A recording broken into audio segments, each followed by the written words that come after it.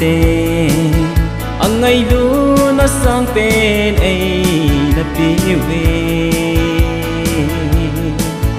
quan lal tu na hindala đây mi hi mi na hungi rosongal hadam na kon ahong ta kung lunin hu hing na ko ihon pet cha sungahin Jesus lung sin ane min ay ko zingwi âu na ngai lâu và kile mang te chu quay man câu kita lâu yêu ding ahi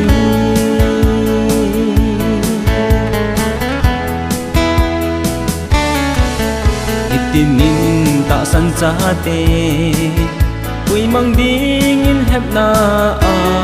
cùng gì nghe yêu đằng ấy hu thì lâu Jesus Christ ta tay lâu chu chỉ na kun ấy hu độ đình po cùng lu nín hu hin na ko i hon pet cha sungahin Jesus lung sin ane min ay ko zingwi âu na ngai lâu và kile mang te chu quay man câu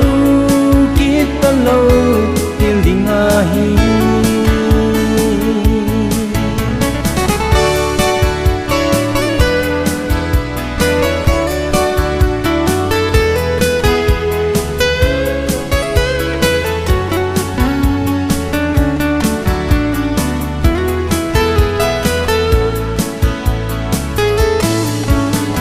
nin ki khul chi nu te Jesus Christ ta chu in nei zahina azole ti dau hiti tu hi la pha chu ahi hanin quay ma cha anga lâu hil ding